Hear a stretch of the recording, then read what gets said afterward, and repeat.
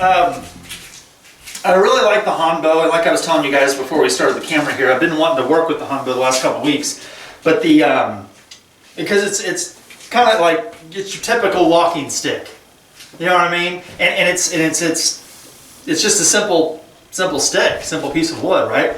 But it's so versatile. You know, a lot of times people think of a stick and they don't really think of the versatility that you can do with the size of a stick. You know what I mean? You can hit from multiple different, you know what I mean? Multiple different ends of the stick itself. Plus, because of its length, it's not that big, you can use it for joint locking techniques or takedowns and things of this nature. You know what I mean? So just a great little fun weapon and tool to use, and been wanting to work with it. So that's what we're going to do today, right?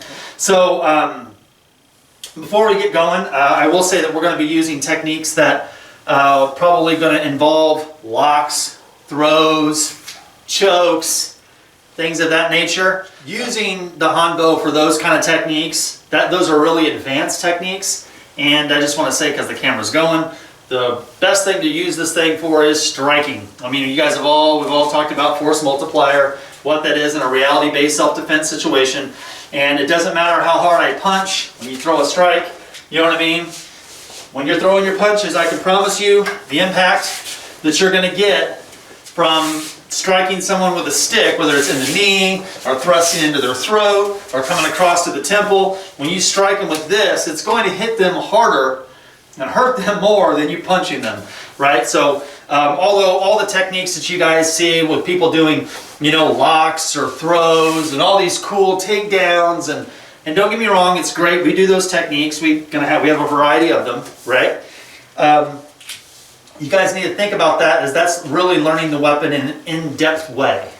That's learning the weapon beyond it's the norm, right? Because the most efficient way of using this as a fighting tool or a self-defense tool is to use it for striking, right? So, Mr. Dupree, come here real quick for you, if you want, Mike. And actually, if you want to put that one right there. If I have a stick, and let's just look at a striking position, right? I'm going to have you guys run this drill before we really get going. If I'm here and he's going to, let's say that he's going to steal my purse or whatever, right? It's something like this, right?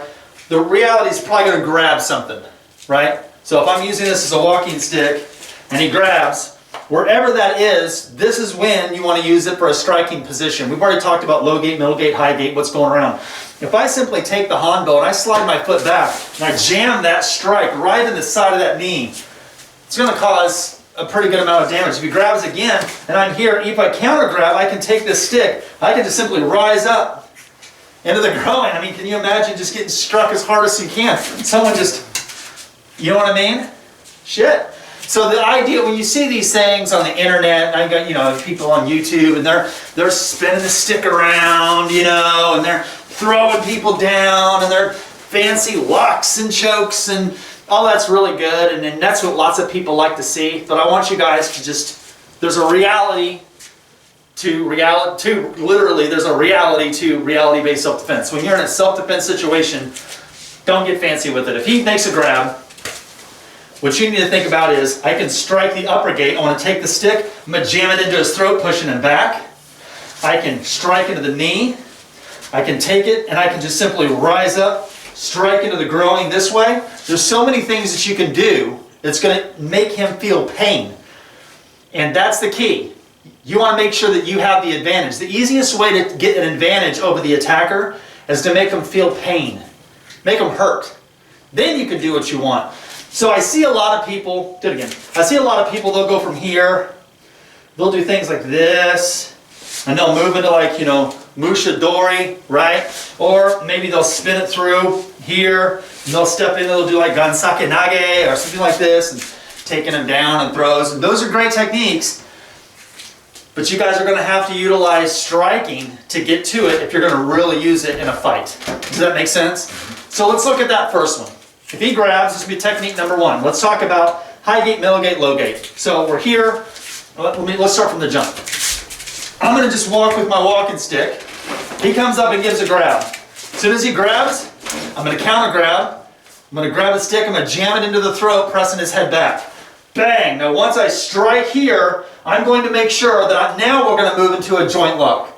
At this point, I'm going to pin him down and then push him up in this position, and you can take him down and do whatever you need to do, right? He makes the grab, counter, strike, up, pin down, and then lift up, taking him down. Make sure you're nice on your opponent. You can also finish with the strike if needed, right? Start on the other side. And again, he does the grab, counter, strike to the upper gate, pin down, lift up, and from here, take them down. And again, once they're down, like I said, you can strike to whatever open target there is. Mr. Prey, come on up here. So the next one we're going to look at, second technique. Again, we're looking at basic grab against grabs. If someone has we're approaching this as our walking stick, right? Like a cane. Yeah, exactly. So if I'm doing this little number, I'm not expecting him to haul ass and like ghetto punch me in the face. You know what I'm saying?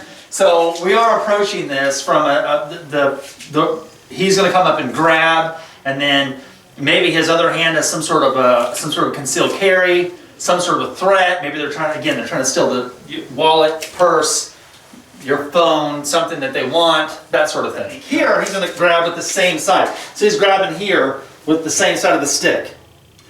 When this happens, I want to make sure that you guys grab underneath.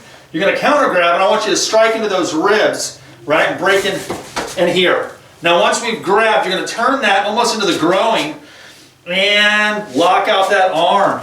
Once we've locked out the arm, you can just keep going until it gets face first on the ground. On the ground, once we're down here and get that lock, again, you can take it out, and then you can strike into whatever open target that there is, right? So you got to be careful, again. The sticks, I like, when you guys are doing joint locks with people, and it's hand to hand, you guys know this. Skin is pliable. You could do this. They can tap. It doesn't hurt. Stick isn't pliable. So don't go killing your training partner. You guys, you know what I mean? Be gentle. So he comes in. As soon as he grabs, again, I'm going to grab a stick, counter. I'm going to strike here, rotate into that growing, right? Inside the inner thigh of the growing. Press down to lock the arm, taking him all the way to the ground. As soon as I get down, I can break the arm from here. Back away, strike into whatever open target that there is. So let's, we looked at a grab, again, grab attacks is what we're looking at. We're looking at these grabs, we've seen two different angles and we've done two different things. So when we looked at the first technique, again, I've got the Hanbo in my right hand. He grabbed with his right hand. First technique was a counter grab.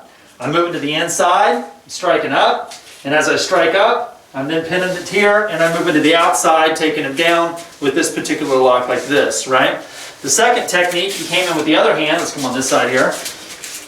And instead of going to the inside, we strike and sit. First technique, upper gate strike, and then moved in for a control. Second technique, middle gate strike, and then we moved in for control this direction, right? Okay. Now, the next technique, he's going to give me a two-hand grab. Now, as he grabs with two hands, we're going to take the stick, the Hanbo, and all you're going to do is as you grab, I want you guys to pull down and grab at the same time. This stick is coming right here. You know what I mean? Just swift, right? So again, he grabs, counter, bang. Now as you strike here, you're going to pull through, then come back around and strike into the arms, bringing them in. Again, same technique, and as you pull them in, this is just going to be something you guys see level one, just step back, pull it in, and just strike to the head as they go the other direction, this direction, right? So the reason we want to pin, come here, I'll show you this one more time. When he comes in with the grab, if I strike here, I'm sliding back, there might be a little bit of, see how this arm is extended? So when I strike here, when I pull it through, I'm going to strike, and I'm going to strike down, and then pull, strike into here. So the idea is we want to make sure that we have a controlling factor. If he grab onto me this time, if he grabs me, this is going to kind of hurt your forearms a bit, but just what I'm going to ask you to do is you're going to kind of push me forward and pull me back, okay? So go ahead and push me to the wall. Keep pushing me. See how he's got that leverage on me. Okay, now pull me backwards. Pull me. Okay, so see how I would pull. If I take the stick and I'm rolling that into the bone, the nagare, I'm rolling that in, now push me back. You see how he doesn't have that same, I'm rolling that into him like this. That gives me a lot more, if he's still going to maintain that hold, that gives me control of the hold. And if it doesn't give you control, it definitely gives you a slight bit of advantage of what's going on, because if I have here in this position, if I can get to this position, I can jam this into his face here. Imagine that, just striking right into the nose.